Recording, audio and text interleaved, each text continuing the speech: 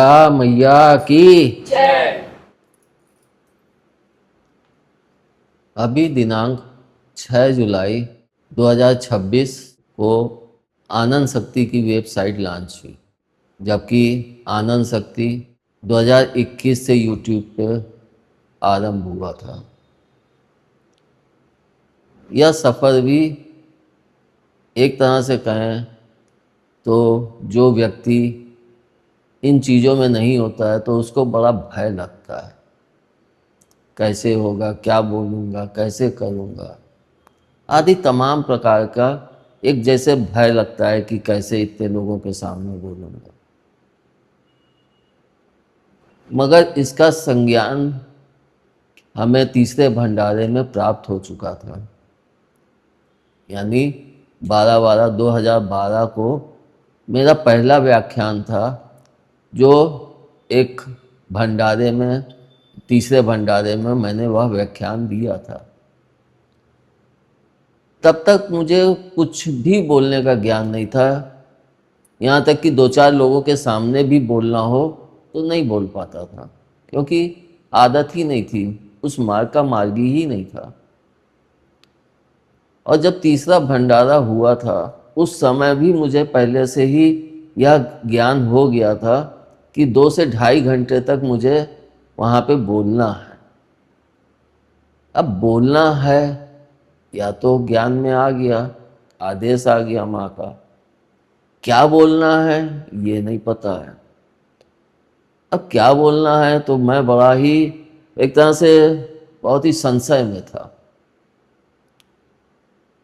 तब मुझे माँ की इतनी ही वाणी सुनाई दी कि स्टेज पे बैठना और जो बोलना होगा वो अपने आप बोल देंगे,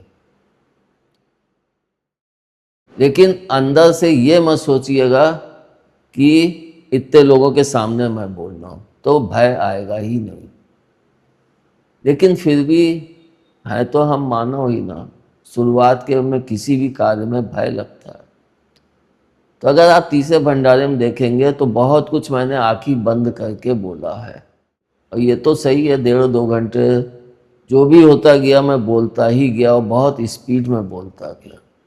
अगर उसको धीमे बोलता तो शायद और अच्छा बोल सकता था, लेकिन भय की अधिकता के कारण उतने अच्छे से मैं उस समय नहीं बोल पाया, और वो मेरा पहला पग था इतने लोगों के सामने बोलने का। तो उस समय मैंने जो भी बोला, बाद में सुना काफ़ी अच्छा बोल गया, जिस हिसाब से कुछ भी नहीं बोलता था, लगा कि नहीं बोल सकता, एक हिम्मत थोड़ी सी जागृत। लेकिन उसके बाद साधना का सफ़र भी आरंभ हो गया और मैं फ्रंट में स्टेज पे आया भी नहीं। लेकिन 2021 जब आया तब मेरे को मेरे धर्म पत्नी और सभी बच्चों ने एक तरह से प्रेशर कर डाल दिया कि आप सामने आइए, आप बोल सकते हो। लेकिन मैं ठीक है, मेरी वाणी तो जा रही है, मैं सामने आने की हिम्मत नहीं कर पा रहा, मगर सबके इतने प्रेशर और दबाव के कारण फिर मैं सामने उपस्थित हुआ। आज मैं उन वीडियो को देखता भी हूँ तो लगता है कितना कठिन और लंबा सफ़र किया। कै बजे उठता था, मेरा बेटा मेकअप किया करता था। आप देखेंगे वीडियो जो शुरुआत किए हैं, आपको लगेगा अजीब सा मेकअप है, क्योंकि किसी को कोई ज्ञान ही नहीं था। मेकअप करता था, मैं भी घंटों बैठा मेकअप कराता, तो मैं सोचता कैसे आर्टिस्ट लोग मेकअप कराते हैं, क्योंकि मुझे उलझन होती थी। और होता होगा वहाँ भी एक्टरों को, कलाकारों को उलझन होती होगी, लेकिन मजबूरी होती है कि उनको वैसे दिखना पड़ता है। मगर मैंने अपने बच्चे से कहा, बेटा मुझे ये सब नहीं पसंद है, मुझे बगैर मेकअप के ही बैठने दो। मैंने आज तक कभी मेकअप या क्रीम पाउडर इन चीज़ों को कभी कदा लगाया, वरना डेली के उसमें यह चीज़ें कभी भी मैंने प्रयोग ही नहीं की। मुझे ऐसे ही बैठने दो तुम उसका फर्क खुद ब खुद देख लो, क्योंकि मैं नेचुरल पे ज़्यादा विश्वास करता हूँ और नेचुरल के ही सहारे मैं आगे बढ़ा हूँ। तब मेरे बच्चे ने मेकअप करना बंद किया और फिर मैं बैठता था और बोलता था। धीरे धीरे हुआ, मेरे बच्चों को भी पसंद आने लगा कि ठीक है, पिताजी का चेहरा एरा सब ठीक आ रहा है इसमें। मगर उसको बोलने, उस व्याख्यान को, एक व्याख्यान को रिकॉर्ड करने के लिए पूरी रात खराब होती थी। उस समय मैं किराए के ही उसमें था, मकान फ्लैट में। तो ऊपर से कोई आवाज़ सुन रहा है तो कहीं नीचे से तो आवाज़ करने लगते थे। भाई सबका अपना अपना वो होता है। तो बहुत ही कठिनाइयों में बगल में ही लिफ्ट थी गेट के, तो उसकी भी खटपट आवाज़ रात भर आया कर। तो ये सब चीज़ें झेलते हुए मतलब मेरे को भी लगा कि देखो, ये आनंद शक्ति का सफ़र 2021 में आरंभ हुआ। तब आनंद शक्ति की नींव रखी यूट्यूब में, और तब से चलते चलते यहाँ तक का कि अब जाके वेबसाइट लॉन्च हुई। जबकि बच्चों को भी अति उत्साह होता है। 2023 में मेरे बच्चे ने काफ़ी घूम के वेबसाइट कि पिताजी वेबसाइट लॉन्च करनी है, ये करना है, वो करना है। लेकिन मैं कहता था शांत रहो, जब जो होना होगा अपने आप होता जाएगा, तू परेशान मत हो। क्योंकि माँ के आदेश से ही मैं चल रहा हूँ, ना तो मेरा कोई गुरु है और ना मैंने कोई आज तक शास्त्र का अध्ययन किया है। तो जब सब कुछ उस प्रभु और माँ के सहारे चल रहा हूँ, तो वही चलाएंगी, वही कब वेबसाइट लॉन्च होनी, कब क्या होना है, इसका मुझसे ज़्यादा ज्ञान माँ के पास है। खैर बच्चे ने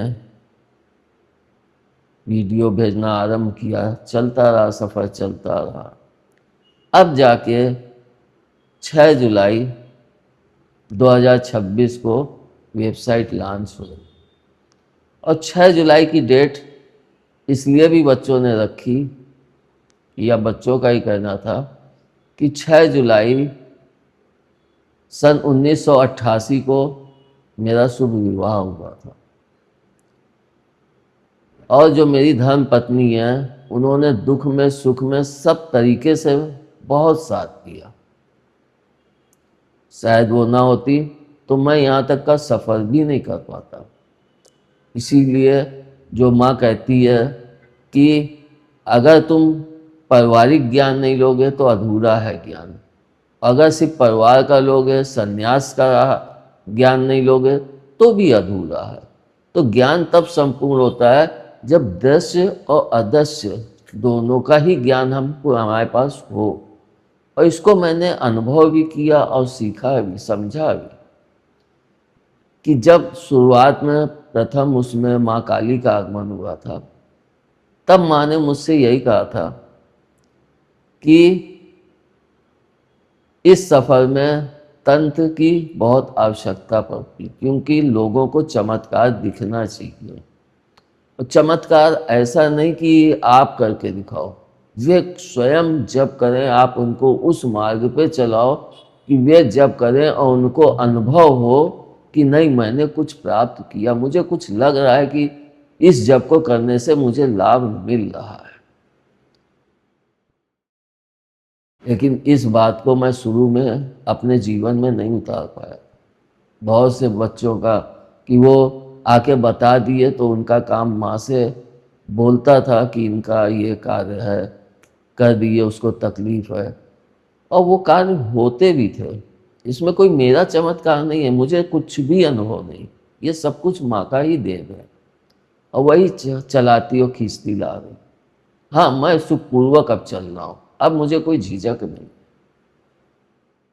तो पहले भंडारे में मुझे कि तंत्र का माँ काली से जुड़ाव, जिसको मैंने अपने वीडियो में बोला भी है।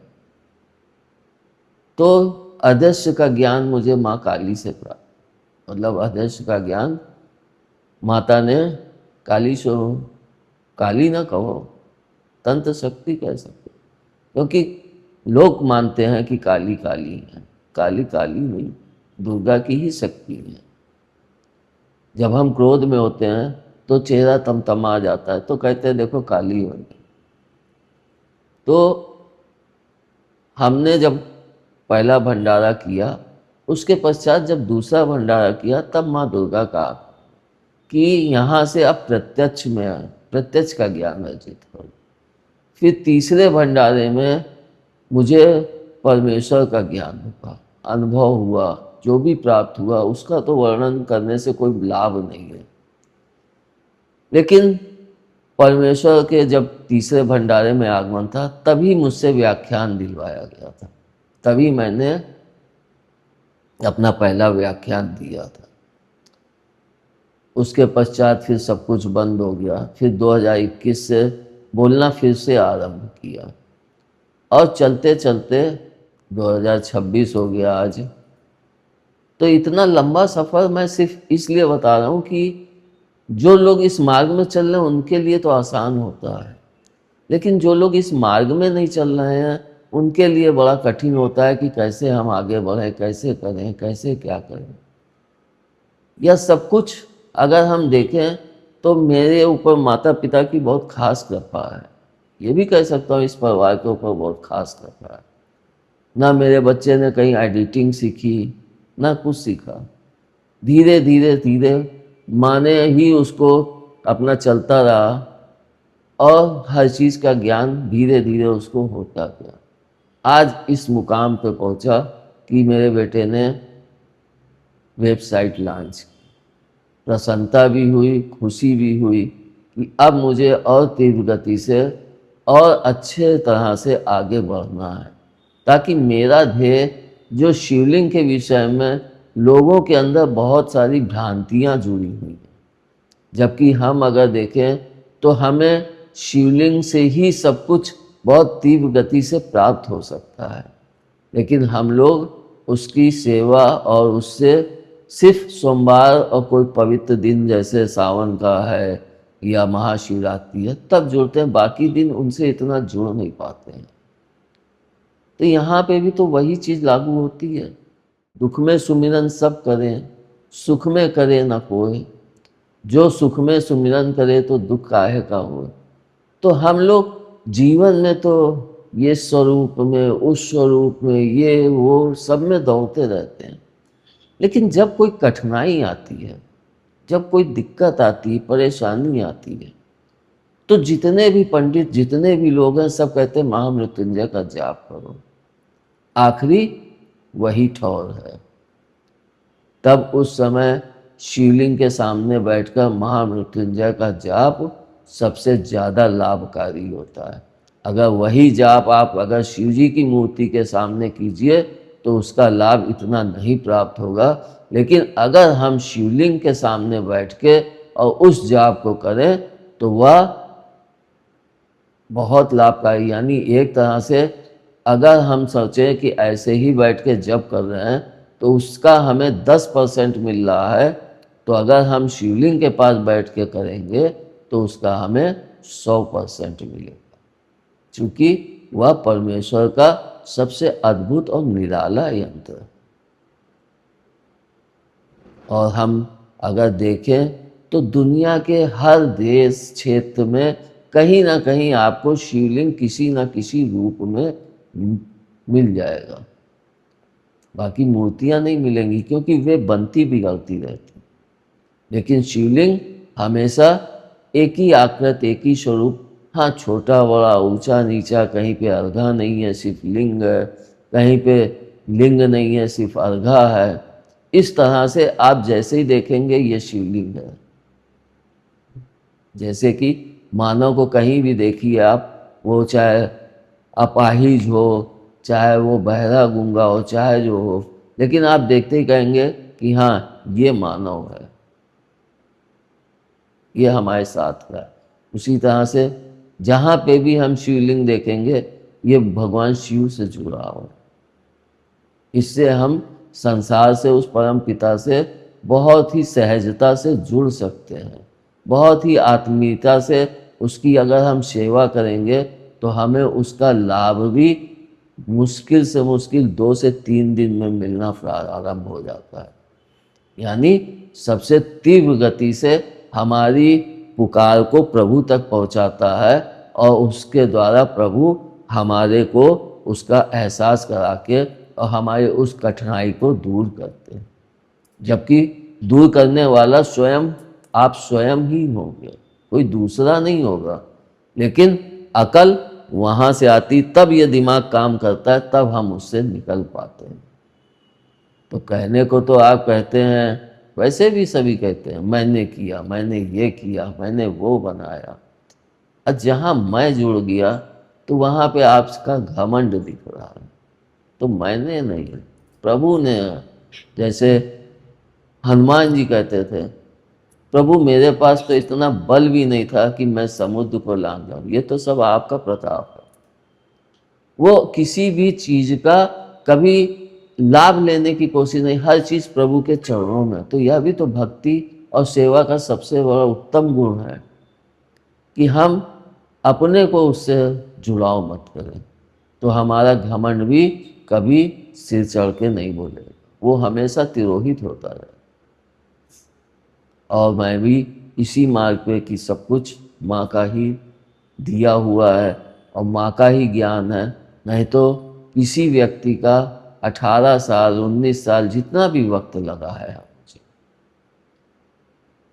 उसमें मैंने कोई अपना बिजनेस भी बंद था, सिर्फ साधना चलती थी। कोई सोचे, मैं बहुत सोचता हूँ, हमारे परिवार के भी बहुत से लोग सोचते हैं कि इनका खर्चा कैसे चलता है। जब वो साथ होता है तो सब कुछ चलता है, और वो साथ नहीं होता है तो कोई काम तुम नहीं चला पाओगे। और मैंने जिस समय आरंभ किया था तो अपनी लगाम उस माँ को सौंप दी थी, और जब उस माँ को सौंपी तब से मैं जैसा वो जिस तरफ लेके चलती और मैं चलता। शुरुआत से ही माँ का यही था, धैर्य रखो और इंतज़ार करो, धैर्य को मत खो, धीरे धीरे सब कुछ जानोगे, सब कुछ समझोगे, और जिस कारण से तुम्हारा जन्म हुआ है उसकी भी पूर्ति कर लोगे। तो यह विश्वास भी कायम करने में समय लगता है। हम कहते तो बहुत है कि विश्वास है, विश्वास है, लेकिन इस विश्वास को इतना लंबा समय जब चला हूँ तो कितने झटके खाए, कितनी परेशानियाँ झेली, मगर मार्ग नहीं रुका कि मेरा वो पग रुक गया कि मैं आगे नहीं। बीच में झटके आए, डिप्रेशन हुआ, सब कुछ हुआ, मगर हमारा ध्यान साधना निरंतर चलती रही, उससे मैं नहीं डिगा, उस पर मैं बराबर बढ़ा। और आज भी है, मेरे बैठने का ध्यान में समय जो होता है उस टाइम मैं अपने आप उठ जाता हूँ, चाहे रात भर सोया हूँ ना सोया हूँ, और बैठ के ध्यान करता हूँ। और मुझे सब कुछ ध्यान के मार्ग से ही प्राप्त हुआ, और उसमें भी कृपा माता पिता की है। अगर उनकी कृपा ना होती तो यहाँ तक का सफ़र भी मेरे लिए अत्यंत कठिन भरा होता। जबकि कठिनाइयाँ आई, लेकिन उसको मैं ये नहीं कह सकता हूँ कि कठिन भरा है, उसको मैं ये कहता हूँ कि वह हमें सीख देने के लिए, हमें सिखाने के लिए उन्होंने उन मार्गों से मुझे चलाया। अगर मैं इसको देखूं तो एक छोटा सा ही वाक्या लीजिए, अगर मैं यहाँ से निकल के और किराए के मकान में ना जाता तो मुझे लोगों के रहने सहने का, कैसे रहते हैं, कैसे लोग वो करते हैं, कैसे सब्जी लाते हैं झोले में छुपा के, मतलब इतनी सी भी चीज़ किसी को दिखनी नहीं चाहिए, छुपाते रहते हैं। जबकि मेरा जन्म तो इतने भरे पूरे परिवार में हुआ था जहाँ धन की कोई कमी नहीं थी। उसके पश्चात भी जब आगे बढ़ा तो धन की तो कमी हुई, लेकिन पूरा घर अपना था, तो ना तो ये डर था कि मैं बोल रहा हूँ तो कोई सुन रहा है, मतलब किसी चीज़ का कोई वो नहीं था कि मैं बाहर जानकारी ना जाए या वो ना जाए। जो कि मैंने वहाँ जाके देखा कि ऊपर वाले भी जो हैं फ्लैट में किराएदार, वो भी जा रहे हैं सुबह ड्यूटी में तो झोले में ही सब्जी लिए चले आ रहे हैं, मतलब हर चीज़ को छुपाना। और वहाँ पे मैंने ये भी देखा कि हर व्यक्ति दूसरे के ऊपर निगाहें रखता है, जैसे कि जासूसी कर रहा है। तो यह भी मैं उसी तरह से कि अगर मुझे यहाँ से ना जाया निकलना पड़ता तो इन सब चीज़ों का कभी ज्ञान ही नहीं हो पाता। यह भी तो मेरे जीवन का यहाँ तक पहुँचने में बहुत सहायक सिद्ध हुआ। और सब कुछ सिखा के जब वापस अपने ही निवास स्थान पर माँ लेके आई, और आज जब इस आनंद शक्ति दरबार की वेबसाइट लॉन्च हुई तो एक खुशी भी होती है, और एक कि अभी तो जो सफ़र किया वो तो एक आराम से किया। अब तो उससे ज़्यादा और उससे बड़ी परीक्षा की घड़ी आ गई है, क्योंकि अब माँ ने पूरी तरह से वेबसाइट लॉन्च करने के बाद पूरी तरीके से मुझे भी इस मार्ग में उतार दिया है। धन्यवाद। दुर्गा मैया की जय।